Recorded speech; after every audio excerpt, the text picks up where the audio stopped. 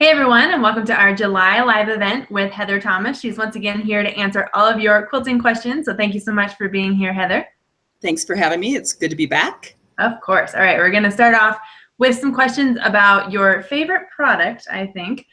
This is from Charlene, and she says, if making a decorative piece like a wall hanging with silk fabrics, do you still pre-wash with Synthropol? No. In fact, usually when I'm working with silk, I don't pre-wash at all. Silk just isn't something that washes really well, and so I don't pre-wash silk. I don't really use it in quilts that are going to be used. I only use it in art quilts, and so I don't pre-wash. It depends on the silk, though. There are some silks that I will pre-wash, but I'm assuming that you're talking about probably some Dupioni or maybe some Shantung or something like that. If you're talking about like a raw silk, then yes, I'm going to pre-wash it because it behaves very much like cotton, and that just it doesn't get hurt by the laundering process. If I am going to launder it, and if you choose to launder it, then I would definitely still use the Synthropol. However, one of the things that I think is important is that when you use the Synthropol, the instructions say to use it in hot water. If you're going to pre-wash your fabrics, then that's when I use the hot water. If I'm washing a finished quilt, then I use warm water. I don't want my finished quilt to shrink as much as hot water might make that happen. Whereas if I'm pre-washing fabrics, then I want them to do as much shrinking as they're possibly ever going to do. And so I'm definitely going to use that hot water. So yes, depending on the silk, I will pre-wash, but generally speaking, not if it's Dupioni silks or Shantung or something like that. And especially if it's just for a wall quilt, because we can generally make the assumption it's not going to be laundered. Every once in a while, something happens and you have to, but generally you can spot clean. So probably not would be the answer. Unless for some reason you're using raw silk, which is wonderful to use. And then the answer would be yes, do pre-wash it. Now, I have a misbehaving kitten I'm trying to get control of here. I was wondering what was moving those curtains in the background. It started to get a little creepy. I don't know. He's very naughty. Okay. All right. Well, if he wants to make his appearance, you just, let him know. All right. Our next question here, this is from Mary Jo, and she says, when changing the upper thread, is there a right and or wrong way to remove the thread from the machine? I usually just hold the spool and pull the thread out. Yes, there is definitely a right and a wrong way, and the way that you're doing it is considered the wrong way. I hate to say that. The best thing for your machine is to simply clip the thread right at the spool and pull it down through the machine. So instead of doing it at the top of the machine, pull it down through the needle, or if you've taken it out of the needle, pull it down through your tension discs.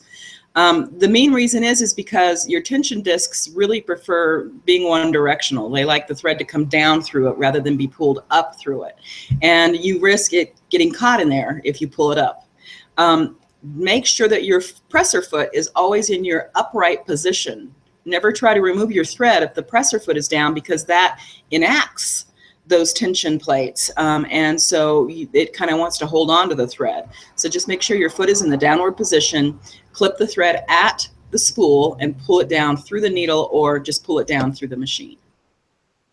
Perfect. Now I just want to point out too, since you mentioned having the presser foot up or down, that's actually a tip that we have on our new downloadable guide that's available on National Quilters Circle. There's actually a banner for it if you want to download this month's new guide. It's available underneath the video. You can click on that and download it. And it also has more tips on just knowing the ins and outs of your thread, how thread's wound, all sorts of fun tips, mostly provided by Heather. And now I have to correct myself because I've said exactly the wrong thing. Oh, no. You don't want your presser foot down. The presser foot should be up so the tension discs aren't engaged. Right. My brain is thinking about poor kitten. Oh, so no. Make sure that presser foot is up so those tension discs are not engaged when you pull that thread out. Absolutely. If you ever forget, honestly, you could probably just pull on the thread while it's down, pull on the thread while it's up, and you'll be able to feel that difference. Exactly. You can feel that tension, that pull on it. Absolutely. Yep. All right. Well, again, just download that guide. It's printed on there in the correct way also to refresh your memory. And we'll move on here with some more questions. This next one here is from Debbie. And she says, is it okay to use lower quality fabrics on a quilt sandwich used for practicing free motion quilting, or is it better to practice on the same fabric you're using in your quilt? You know, I'm not quite sure on that one. What I want to say is that those lower quality fabrics can make the process more difficult. If they have more stretch, and they often do, because usually the lower quality fabrics have an uneven thread count in the warp and weft, and therefore they have more stretch, and they can actually make the practicing of machine quilting more difficult. If you're wanting to save money while you're machine quilting, go out and get yourself some muslin.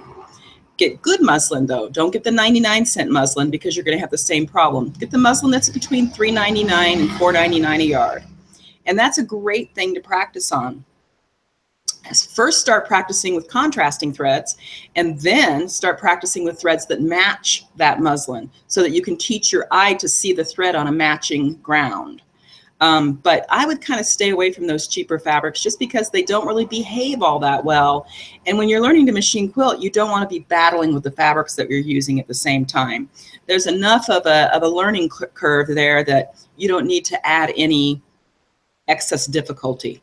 So I would go with, you know, muslin that's a high quality, that's a lot cheaper than regular printed fabrics, rather than going with a printed fabric that's just a really, really low quality. Perfect.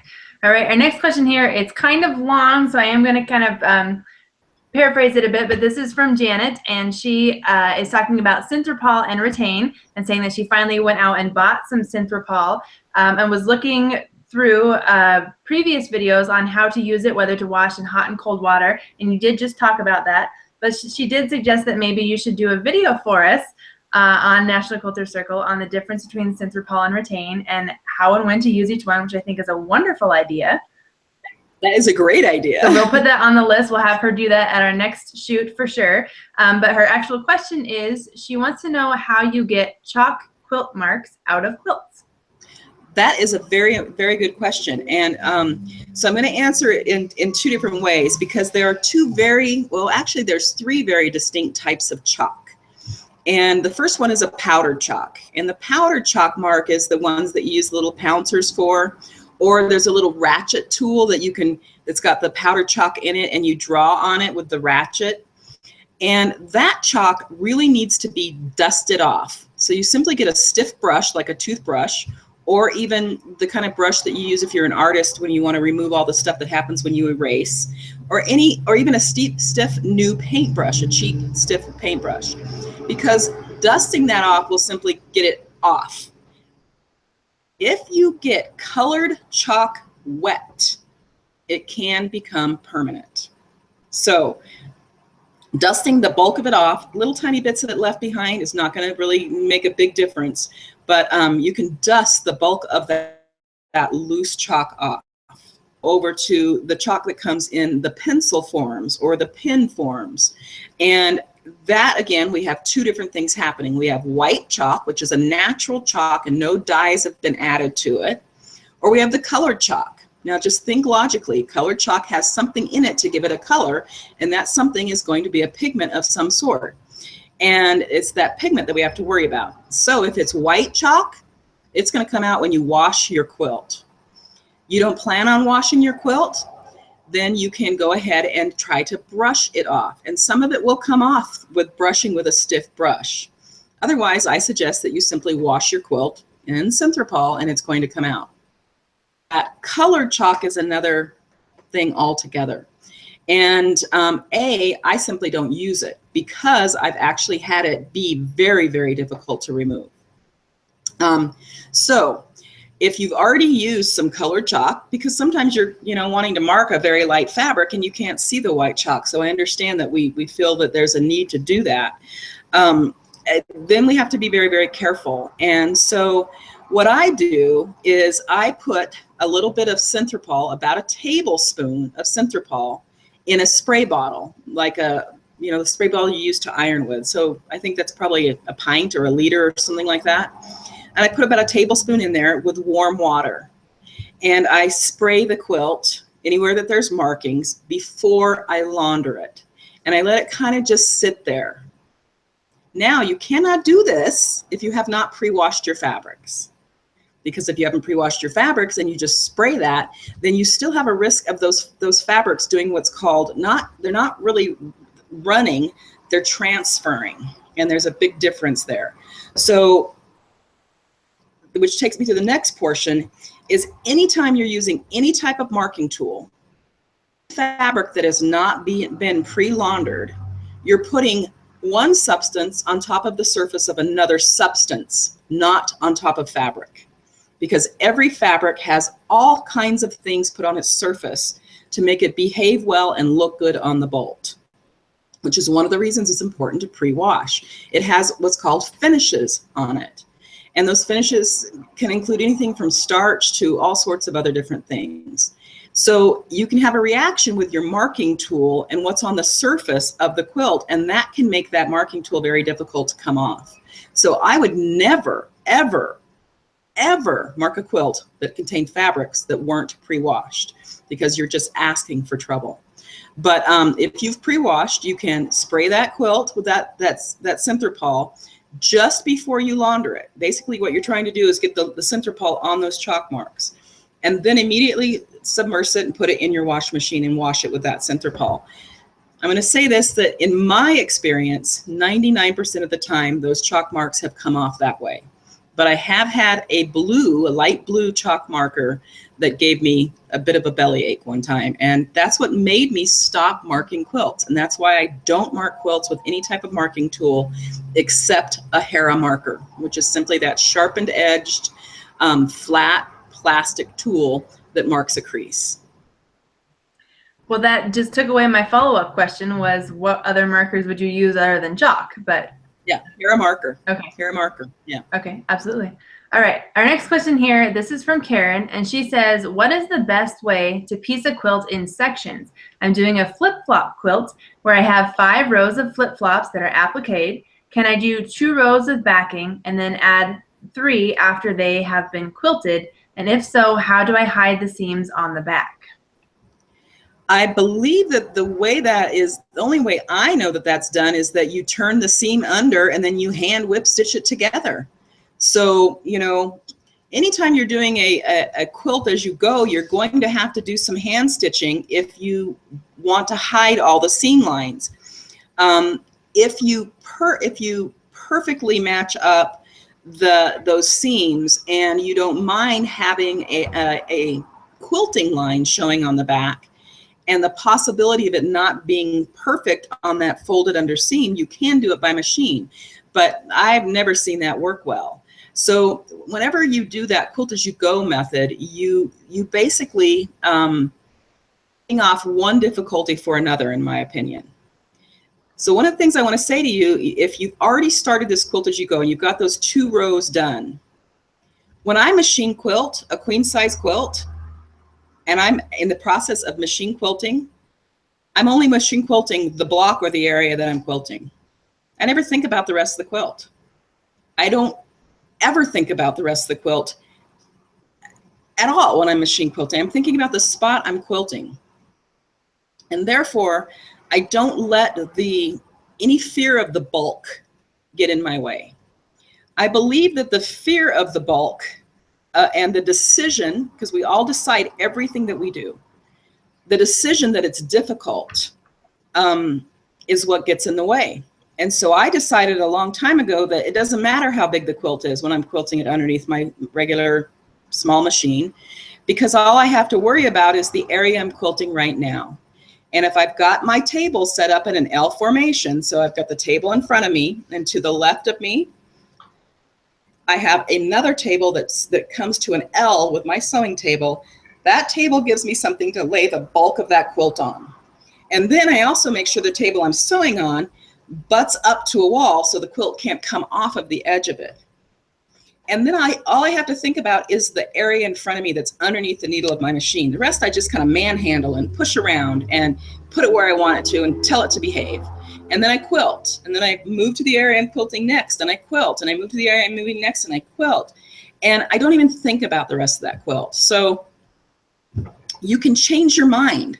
You can say to yourself, you know what, Heather says it's not hard to quilt a queen size quilt, so I'm going to decide it's not hard and give it a chance and see what happens. Because I think that this idea of quilt as you go, I've seen people do this, that it's got just as many difficulties as or challenges, which is, I think is a better word, as the challenges of dealing with a big old bed-sized quilt. So the only thing I know about doing this, and I've done it just a couple of times because I learned quickly that it wasn't worth it to me, is that those seams are turned under in the back and I whip stitch them. And to me, that's just not all that strong, this hand whip stitch, because I'm not willing to do it really close together. So the quilting will help afterwards, anything that you quilt in that area, but I'm just not sure that it's a good trade-off, opinion. Well, and I just want to point out, so a hand whip stitch, I know you just did a video for us about a hand applique stitch. Is that it's the same different? exact stitch. Okay. Okay, well, so if you're wondering what that stitch looks like, that video will be available on our website soon. It demonstrates how to do a binding stitch or a hand applique. Binding stitch, applique stitch, yeah. Absolutely. All right. The next question here, this is from Helen, and she says that she has material that does not shrink and wants to know if it can be used for backing. Yeah, absolutely. If you've pre-washed your front fabrics, sure. If you're using a batting that has a very low shrink rate, something less than 2%, sure. I assume you're talking about a polyester fabric, though. So we can talk about polyester. Oh, no, not polyester. Heather loves it. No, not polyester, exactly. Most natural fabrics are going to do a little bit of shrinking. If you're, and I'm not sure what the fabric is that you're using, but if it is polyester, here's a couple of bits of information. First of all, quilting through polyester fabric is not fun. Polyester's plastic, okay? It's plastic. It's like the same plastic that's in your milk carton. Plastic on your quilt. So I just want to drive that one home. And it's harder on your needle. It's harder on your machine. It's also slipperier than regular cotton fabrics. So you tend to get more puckers and pleats in the back of your quilt when you use a polyester or a polyester blend in your fabric. So if it's polyester, I'd say don't use it. I don't care how cheap it is. But if it's something that you've already pre-shrunk and you haven't pre-shrunk the fabrics in the front of your quilt, and you use a batting that doesn't shrink very much, then what's going to happen is you're going to have more draw in or puckering on the front of your quilt than you have on the back. And what's worse is that your quilt's never really going to lay well or drape well.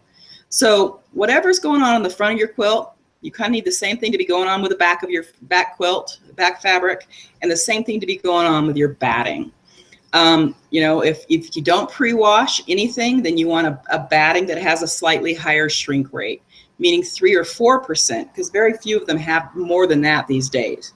If everything's pre-washed, then you want to go with a batting that has a very low shrink rate. And then you're going to end up with a quilt that hangs well and drapes well after laundering. Perfect. All right, we have a couple questions here about Synthropol again, so I'm going to kind of put them together. These are from Karen and Deanna. And the first one says, when you use Synthropol in your wash, do you still need to add detergent? And then the next one, I don't know if you can answer these at the same time, is once you use Synthropol, do you need to keep using it, or does it take out all the excess dye so that no more will bleed? Okay, well, those are both very, very good questions. When you use Synthropol, you do not need another detergent because Synthropol is an industrial detergent. Basically, it's an industrial surfactant, and all surfactants are detergents, and all detergents are surfactants. And so, no, it is the detergent. It is the surfactant. So that's that first part. Part of the question was what again? If once you use it, do you need to keep using it? Okay. Well, here's my thing is, if you pay attention when you're laundering, so let's say that you pre-washed your fabric and then you washed your finished quilt in Synthropol, and when you pulled your quilt out and put it in the dryer or hung it dry, whatever you did, you had no color issues whatsoever. Then at that point, you can probably launder that quilt in anything that you want to afterwards. But keep in mind that most detergents have other things added to them, whereas that are more than that surfactant. Whereas the Synthropol is simply the surfactant. So we know that we can trust it with the fabrics. I've had people use Tide before and have some interesting things happen with their quilt. So I would never use Tide on a quilt. But then I have other people that I know that use Tide all the time on their fabrics and their quilts, and they swear by it. So all of us can only really share what we know. If I'm giving a quilt away to somebody and they ask about, or I remember to tell them about laundering, I suggest that they use Synthropol. In fact, I will often give somebody a little container of Synthropol.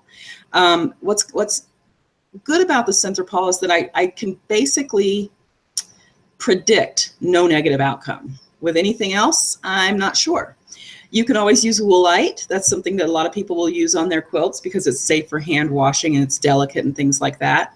You can use some natural detergents that don't have a lot of other things added to them. But there's a lot of stuff added to today's detergents that are supposed to enhance the life of our clothing that gets laundered all the time.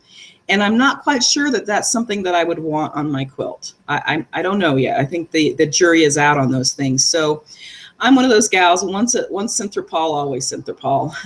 But you know, it doesn't have to be. Perfect. All right, our next question here is actually not a question, but a very nice comment from Linda. And she says that I usually have a question, but not tonight. I just want to thank you for sharing your time, talents, and love of quilting with us each month. Well, thank you. I really like doing this each month. I kind of look forward to it. It's interesting to hear what everybody has to ask. And it's always nice to talk to people. And it's really nice to be able to share, you know, this experience that I've had for so many years. So thank you. I appreciate that. Well, and we definitely all like learning from you as well, especially I do. Well, thank you. All right, our next question here, someone wants to know, how do you make inktense pencils permanent? How you make what? It says inktense pencils. I know you've used. Okay, yeah. Okay. Well, you know, here's the thing about inktense pencils is that they were not designed to be used on fabric. So keep that in mind. That is not their original intent. There are some people who have used them a lot and they've never laundered those pieces, and so the colors stay really wonderful. And then there are other people who use them a lot and they work with the idea that there's a possibility that the item may be laundered. And so what they do is they then go back in and fill in on top of that with a matte medium or a fiber medium. Now, if you're going to use the matte medium, you need to thin it equal parts matte medium and water. And if you're using the fiber medium or the fabric medium, you can use it pure. So basically that means you're having to color in the section with the inktense, get it wet to make the inktense do what they're going to do, let it dry. This is very important, the letting it dry. Heat set them because we're just not sure whether or not they need that heat, might as well do it. And then top it with either that fabric medium or that matte medium, and then it becomes permanent. But remember that fabric medium, the matte medium is a little too thick to use pure. So mix it with equal parts water, 1 part matte medium, 1 part water, whereas the fabric medium, which is harder to find, you can use straight out of the bottle. So is there a different sort of pencil, permanent pencil to use? Something else you would recommend? I would recommend fabric markers, fabric inks, fabric paints, even acrylics that are thinned with a fabric medium. But the inktense pencils there are a lot of fiber artists using them. Now, notice that I didn't say there are a lot of quilters using them. There are a lot of fiber artists using them, and most of these people are using them for pieces that are for the wall. So they really just don't have launderability in my experience. Gotcha. All right, our next question here, this is from Dusty, and they say, when you start to quilt, do you begin in the middle of the quilt or do you start at one corner or an edge?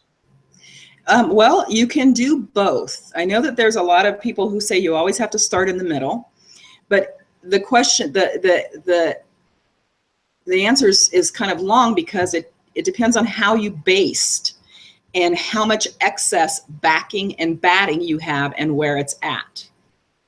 So if you want to start in the middle of the quilt, which is what most people do, you can do that if you have a pretty much equal amount of excess batting and backing on all sides, because as you quilt, it pushes fullness out.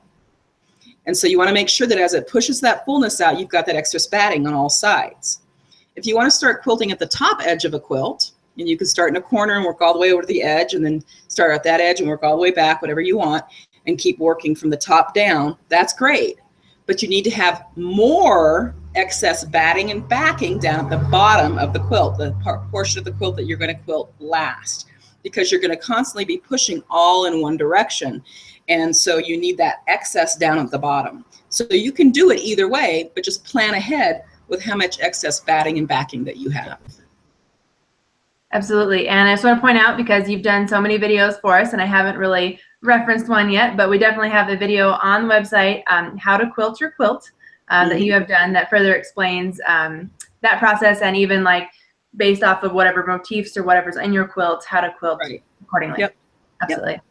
All right, our next question here, I'm not 100% sure I know what they're asking, so Lindy, if I get this wrong, please correct me, but she says, any tips for sewing very narrow, less than a 1/4 inch together? I don't know if that means smaller than 1/4 inch seam allowance. So I assume that is what you're saying. Well, generally speaking, if you're using 1/4 inch seams, you really can't sew together any two pieces that are less than 5/8 of an inch. When you sew a 5/8 of an inch piece to a 5/8 inch of a piece to a 5/8 inch of a piece, that center one, before you've sewn those outer edges into something else, is only going to be 1/8 of an inch, because you've taken up a 1/4 of an inch on one side and a 1/4 of an inch on the other side. So if you're talking about ending up with very thin 1/4 inch lines, which is what I think you're probably doing, then one of the most important things I can tell you is that if you're going to be cutting really narrow 3/4 inch wide strips and sewing them together to yield 1/4 inch finished strips, is that the wonder of spray starch. So if you spray starch your fabrics before you cut them, kind of do it a little bit heavy with the spray starch, and then iron them with the spray starch on, and then cut them. What happens is that spray starch makes your fabrics a little bit kind of stiff, and they don't stretch and move around so much when you're running them through your machine, and you get a much better 1/4 inch seam, a much more consistent 1/4 inch seam. And then when you go to press them again, they have that starch on them, then they press without stretching as much. And so you can get a much nicer, more consistent 1/4 inch finished area in that piecing. So starch, it's a great way to deal with really narrow cuts. Okay, now I feel like this is going back probably almost a year ago. I feel like you mentioned something about starch and it moths and things being attracted. Yes, you must wash that. Thank you for saying that. Yeah, you must wash starch out. So when you're finished quilting your project that you starched with a lot, you need to wash that, because starch is moth attracting. Moths love starch, and so they'll go and eat the starch off the surface of your quilt, and in so doing make little tiny holes in your fabric. So it's just like, people think moths love wool. No, moths love dirt and human sweat and stuff like that. And so and people don't launder their wool things very often. They take them to the dry cleaners once a year instead of something that we might normally launder every time we wear it. And so it's all the built up, little bits of skin and all that kind of stuff that gets caught in the wool itself that the moths are going after, not the wool. Unfortunately, when they're nibbling at that stuff, they also end up nibbling at the wool, and that's what makes those holes. So it's the same thing with the starch. So great thing for bringing that up, Ashley. Yeah, you need to wash that starch out. Unless you're using what, potatoes? Didn't you use potatoes? No, especially if you're using potatoes. I knew potatoes were involved. Yeah. That was it. Okay. All right, next question here. Again, I have to apologize. I'm not entirely sure what they're asking. So this is from Nancy. She says, what side does scrim go towards? I don't know what scrim is. What side does scrim goes towards? Well, scrim is a layer that is usually inside a batting, but sometimes you can see it on one side of the batting or the other. Ideally, you really don't want to see the scrim in a batting, but you never know.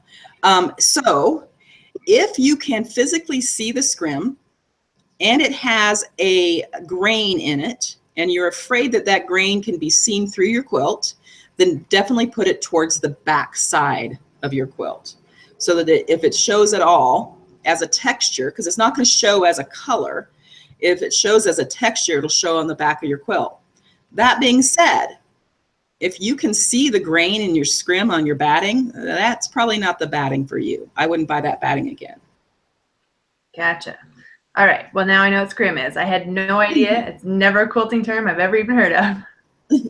All right. Our next one here, this is a follow-up from Janet. She had asked the center pawl question earlier and suggested that you did a video, on center pawl.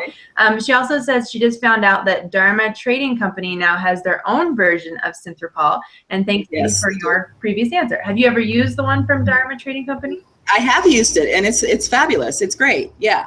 Okay. They, in fact, I believe the story is, I might be wrong, I believe what happened was that for some reason Synthropol stopped making their product available in the wholesale market, and they were using it for something else, or there was a shortage of it or something, and then the people at Dharma, their scientists, came up with their own, and so they sell their own. And I believe it is very, very equivocal to the Synthropol. So yes, feel free to use the Dharma.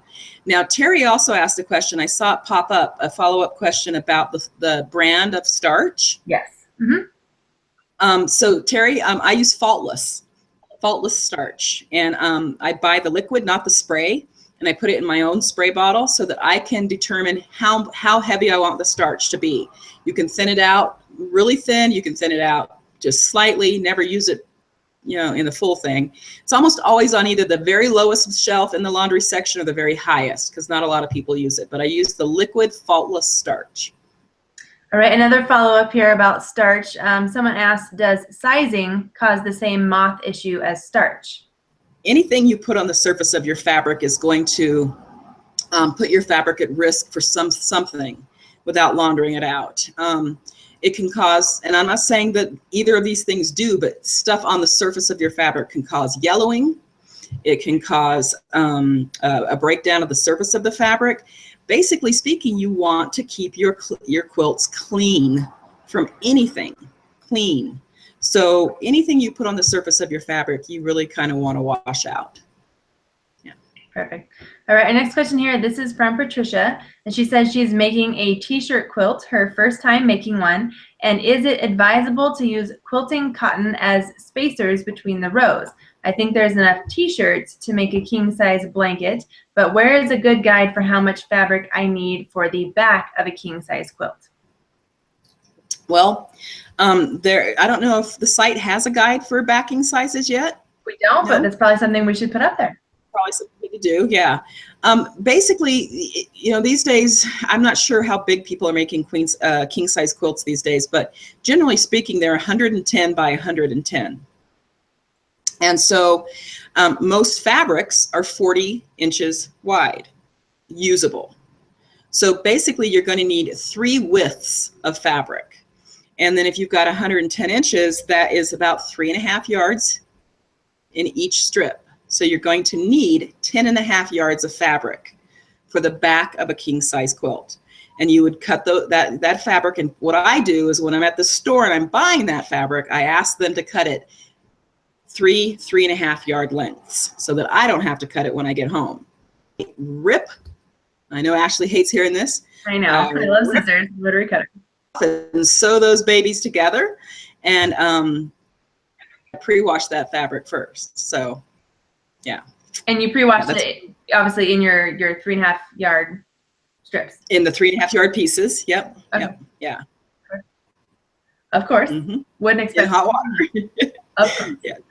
All right, our next question here, this is from Shoshana, who tunes in nearly every month, and she says, Heather, thank you for finally setting me straight on stitching in the ditch last month. I live in a different time zone, so I couldn't answer you when you were live, but thank you for setting me straight. Now, if you could give me some tips on basting spray versus pinning, and how I can get that right, I would really appreciate it. Sure. Basting spray is not the devil or anything like that, but Again, it has to be laundered out of your quilt. So you make sure you do that. Even if it's the basting spray that says that it dissipates, I'm sorry, there's always going to be some residue. But make sure that you use less than you think you need, because one of the downfalls of basting spray is that it's sticky, which is what makes it work. But its stickiness can cause it to stick to the thread and your needle as you're stitching. And if you've got too much of it, then that's definitely going to happen. And what's going to happen is you're going to have one of two things. You're going to have skipped stitches in your stitch lines, and or lots of breaking of thread. So yeah, I understand. And I was a huge user of basting sprays for a very long time, until, you know, it finally did a number on my machine, and it cost me a lot of money to have my machine cleaned and fixed. And so then I stopped using it. And now I pretty much only pin based, and I baste with straight pins. And I know we have videos of this on the website. And so how I do this is, if I've got a large quilt, I just put the straight pins in the area I'm going to quilt first. I quilt that area, and then I put them in the area I'm going to quilt next, and then I quilt that area. Now, that being said, when I go to baste that quilt in the very beginning, I still stretch my backing fabric. I don't stretch the batting. I simply smooth it onto the backing fabric. I don't stretch the top. I smooth it onto the batting, the batting itself. I pin the area I'm going to quilt first very heavily, about a pin every 3 inches or so. Basically, I use my fist as a marker, and I make sure that there's no area bigger than my fist without a pin in it. And then I put either straight pins or small safety pins, smallish, like in 1 inch, not the big 2-inch thingies, or not the little tiny 1/2 inch thingies, but about 1 inch, all along the outside edge. And the reason I do that is because that then keeps my 3 layers together. So when I go to quilt the next area, I pin that area, and occasionally we'll have to remove a safety pin because I have pushed fabric, excess fabric in the top of the quilt into that area. But I pin just a little bit at a time on larger quilts. If it's a quilt that's smaller than about 36 inches or so, I'll straight pin the whole thing. You can use safety pins if you so choose. However, you know, they get in your way. They're just always where you don't want them to be.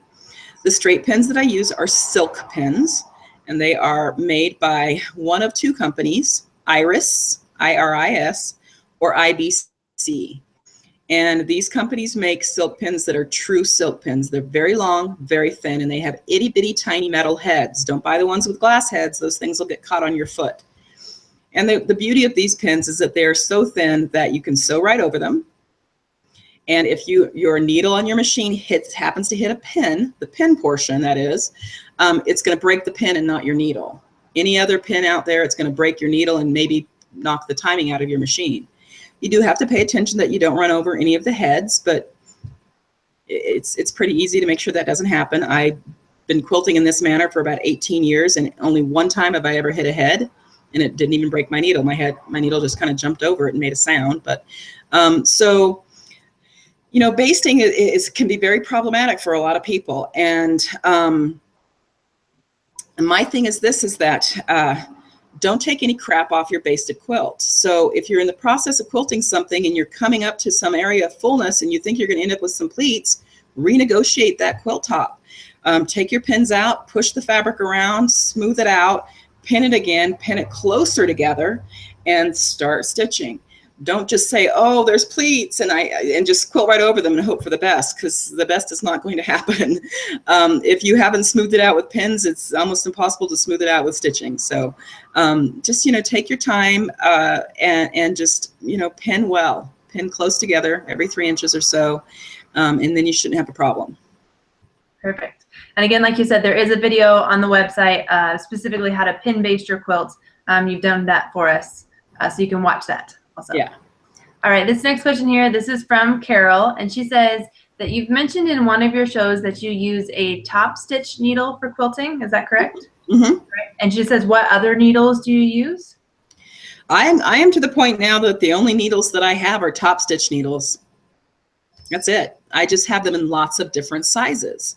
And so what a lot of people don't understand, and so I'll kind of quickly go through it, is that the type of needle is for the job at hand. And then the size of needle is to match the thread you're using. So the reason I use a top stitch needle is because it is one of the sharpest needles out there. And it has a very long, elongated point or tip to it. And that's what makes it so sharp. But the most important thing is the shape of its eye, where the thread goes through. It has an elongated oval.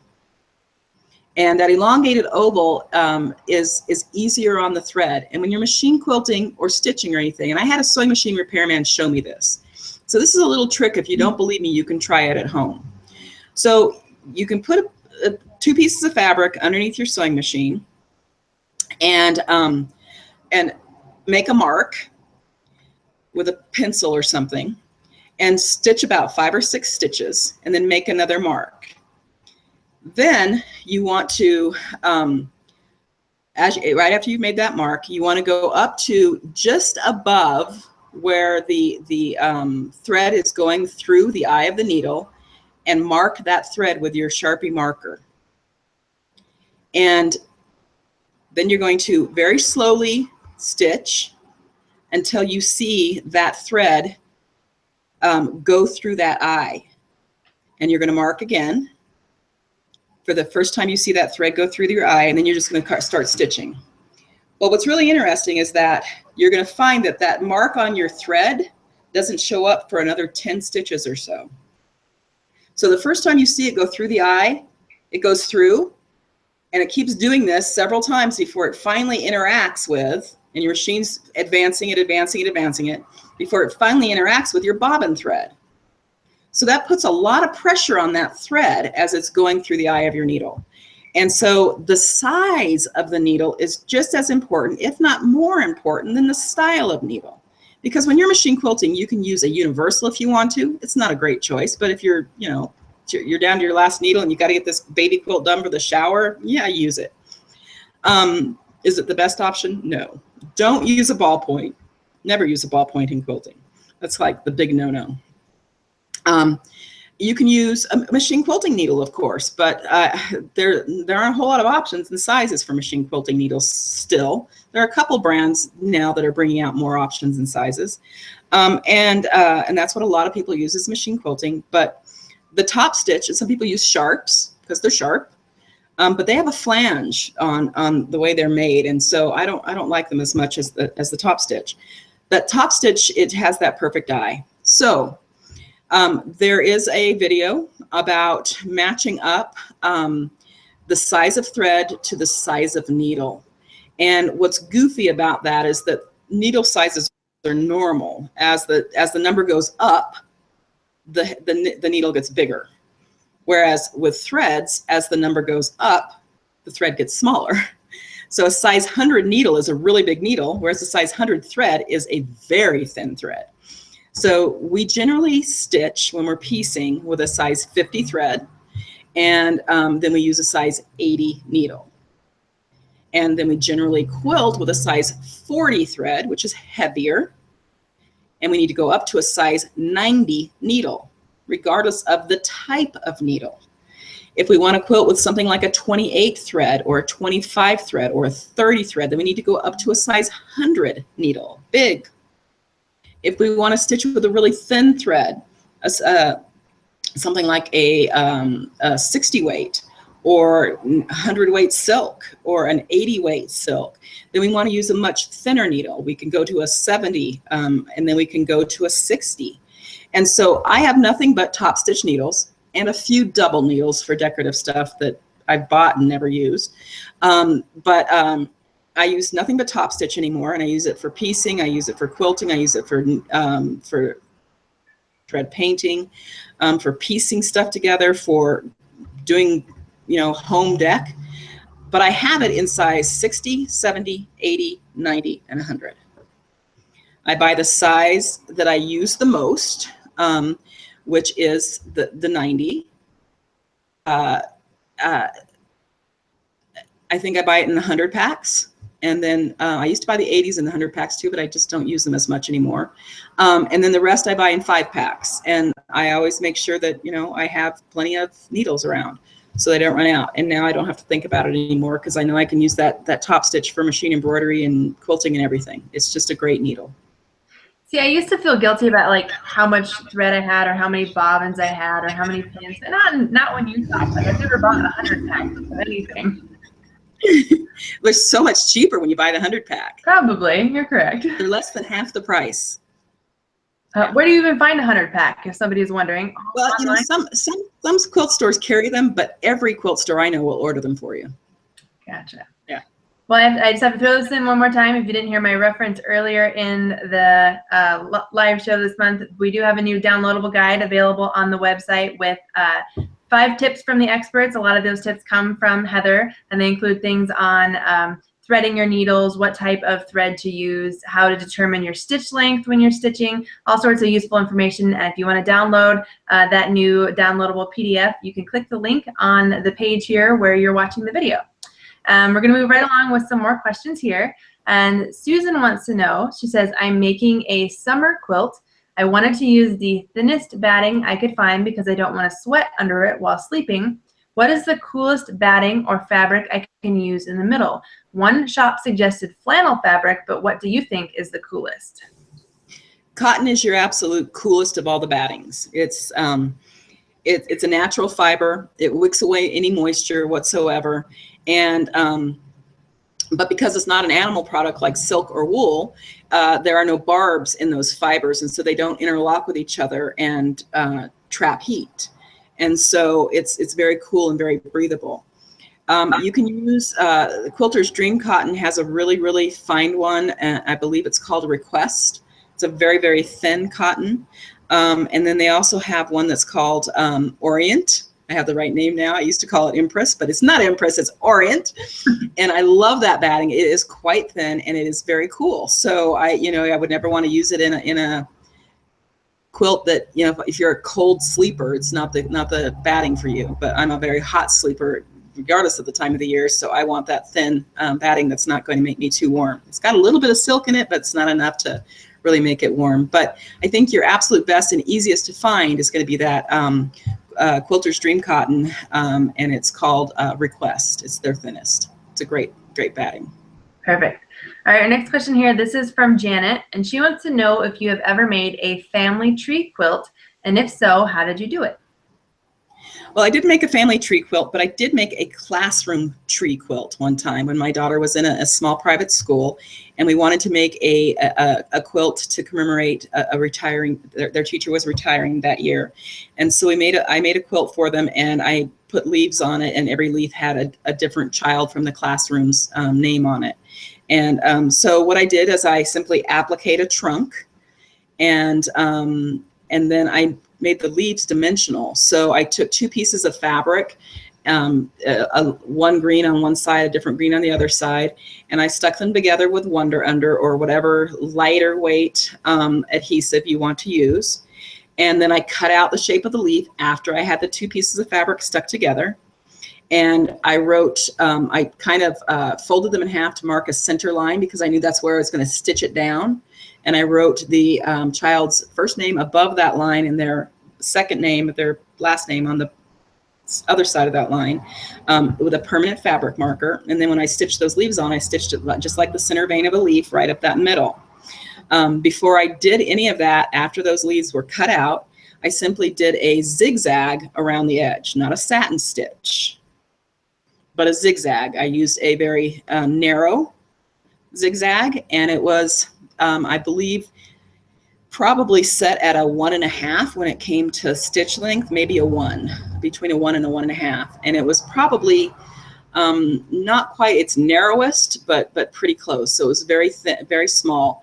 And some people will do that after they just trace the leaf, and they'll do the zigzag and then cut it out really close to the line. I found it just as easy because you've got that iron-on adhesive between, and those 2 layers of fabric that my machine found it just as easy to do it after I cut out the leaves, and then I don't have to worry about clipping any of those insides of the zigzag when I cut it out. But it turned out to be a very cool quilt. It went up, we gave it to the teacher And the teacher decided to donate it back to the school for an auction that they had. And the classroom, the wealthy parents in that classroom fought over it. And I think it ended up going for something like $1,300 for this little wall quilt. And so that was really kind of cool to be a part of making that kind of money for that school. But it was very, very much like a family tree quilt. So my suggestion would be to, if you don't know a pattern that has a tree trunk in it, I have a class coming up called Swirly Do Quilts that has a heck of a tree trunk in it that is so fun to do. And it's got these swirlies on it instead of these leaves, but you could do the leaves the same. Or you can simply get yourself a kid's coloring book that has a tree in it, because those are, they're filled with basic shapes, and those are one of the best things to get ideas from.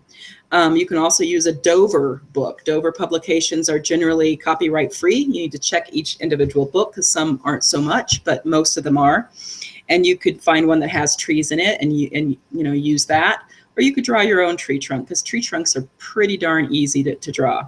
And you could machine applique that on. And a really easy way to do that is to take a full piece of fabric that's your tree trunk color, draw the tree trunk on it, and set that on top of your base fabric with your batting and your backing. And then stitch right on that trace line and then cut it out. And then you have kind of this kind of, not really frayed, but this raw edge that hangs out of your quilt, which looks really cool on a tree and for branches and trunks. So it's not a negative, it's actually a positive. So if you don't want to hand applique that trunk, that's a great way to make a tree trunk. And then you can just start adding leaves for all of your family members, and do it in a particular order when it comes to, you know, in the center, in the high portion are the matriarch and patriarch of the family, and then go out to generation until you to the lower parts of the bough of the tree where the youngest people would be. Perfect, absolutely. I have to say I'm a little bummed that I missed seeing this Swirly Do quilt class being filmed. I just finished the editing for it. It's a fun class. It's filled with great techniques. I say so myself. I'm sure it is. All right, our next question here, this is from Chris.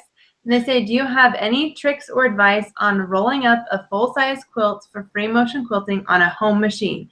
They have 2 different Husqvarna machines that they use. Okay. Well, I don't roll my quilts. Okay. I don't roll my quilts. I think rolled up quilts are very cumbersome to work with. So I'm going to put my hands up here. I hope you can see them. And I'm going to pretend that my hands are on the bed of the machine. So the head of the machine is right here where the needle comes up and goes back and forth. And so yeah, my hands are in here as they're maneuvering the quilt. Well, I've got this opening here, and the motor is inside this portion of the machine. So this is the right hand side of the machine. So what I do is I basically accordion fold like this, the quilt up against that side. And I just put little accordion folds basically in it until I can get to where I want to quilt. And then I quilt away and pull out those accordion folds as I quilt. And then when I move it towards me to do the next area, I do the same thing. I accordion fold it up into that side, that edge of the machine, and I stitch and pull it away from those accordion folds. And that's how I handle the width of a quilt. Rolling is very cumbersome. It hurts your shoulders and neck dealing with a rolled quilt. So I don't advocate rolling at all.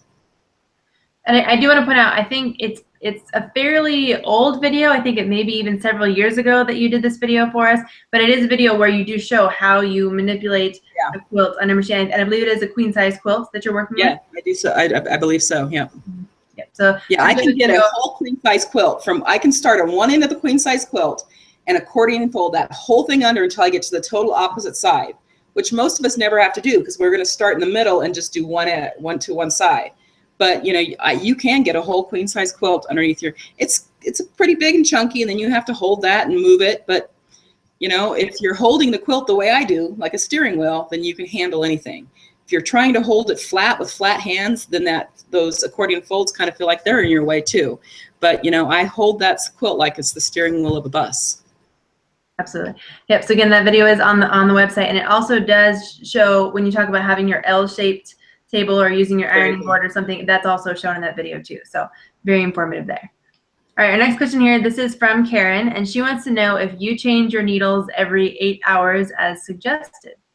I change my needles about every 4 hours as I suggested. I say 4 to 8 hours. but I err on the side of the 4. I can hear the difference in my machine when my needle starts to get dull. And you probably can hear it too, you just haven't registered that's what it is. Anytime there's this, I can hear my machine working harder, it's not because I've been running it nonstop for 4 hours, it's because I'm now stitching with a dull needle. Really think about it logically. This is a tiny little piece of metal that has a very nice sharp point on it. And that point is going through basically something that's acting almost like sandpaper against it. And not acting like sandpaper as in something that's going to sharpen it, but acting like sandpaper as in something that's dulling it.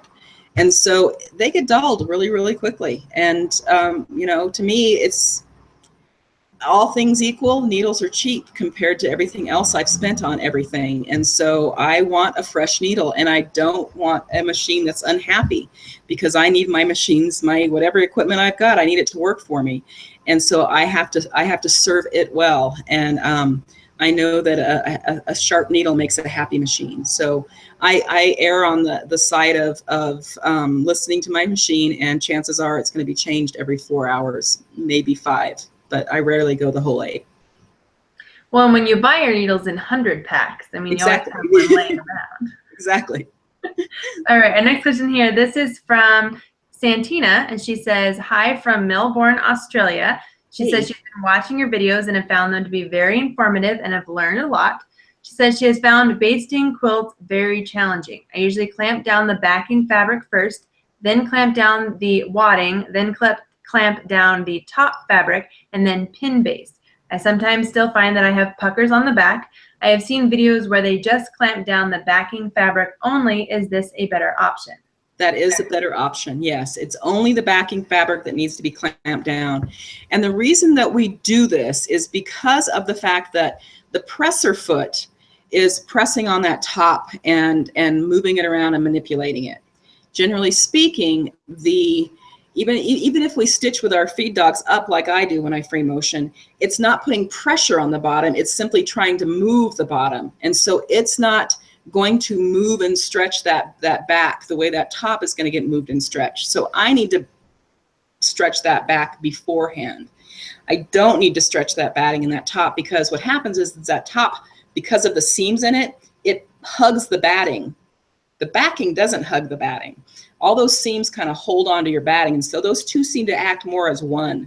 And so they do not need to be clamped down, just your backing fabric. And I think that if that's what you do, you're going to lessen your chances of having those puckers and pleats in the back. Perfect. All right, I think we have time for one more question here. This question says, when machine quilting, is it best to use cotton thread with all cotton fabric, or can you use polyester thread or something else? Well, you know, you can ask 100 different quilters and end up with 100 different questions on this and answers on this. Excuse me. I don't like polyester. I knew that's where we were going with this. I just don't. It's plastic. I don't want plastic in my quilt. So for me, natural fibers with natural fibers. That does not necessarily mean you have to have cotton in cotton, because rayon is basically a natural fiber. It's a cellulose wood pulp based fiber. And silk is beautiful, and it's a natural fiber.